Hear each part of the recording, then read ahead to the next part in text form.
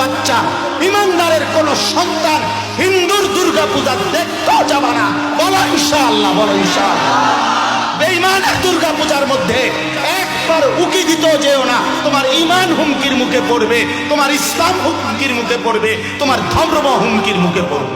ধর্ম তারজাত উৎসব সবার আমগো কোরবানির ঈদের দিন গরুর গোশত আর রুটি, চালের রুটি খেতে আই। হ্যাঁ, আসো না এখন। যারা এখন এগুলা বলে তারাই তো তাদেরকে উৎসাহিত করে তাদের ঘরে খাওয়ার উচিত এবং সেটা ভিডিও দেওয়া উচিত যে দেখেন আমি যে বলছি ধর্ম যার যার উৎসব সবার।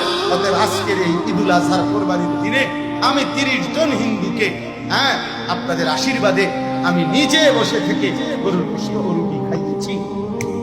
খাওয়া মাতবুরি শুধু মানুষের কান ধরে, নেতাগিরি শুধু পাবলিকের উপরে চাপায় দেওয়ার চেষ্টা।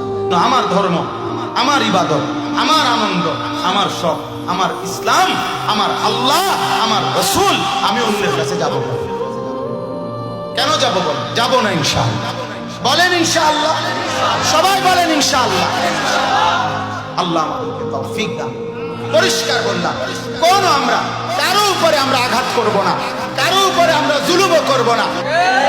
ধর্ম যার যার, উৎসব সবার। এটা মিথ্যা কথা, এটা কুফরি কথা, এটা কাফেরের কথা, এটা বেঈমানের কথা, ইমানদারের কথা হইতে পারে না।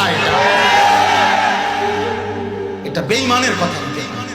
ধর্ম যার যার, উৎসব সবার। না না, আমরা এটা মানি না, আমরা এটা মানি না। আমার ধর্ম, আমার ইবাদত। আমাদের ধর্মে কোনো আলাদা উৎসব নেই। রমজানের ঈদ এটা উৎসব, তাইলে আমরা 2 রাকাত নামাজ পড়ি কেন আলাদা? কোরবানির ঈদ এটা উৎসব, তাহলে আমরা আলাদা নামাজ পড়ি। আলাদা নামাজ পড়া এটা উৎসব। কোরবানির দিনে পশু জবাই করা এটা উৎসব, এটা ইবাদত। বলেন না কেন? মুমিনের হাসিও ইবাদত, মুমিনের কান্নাও ইবাদত।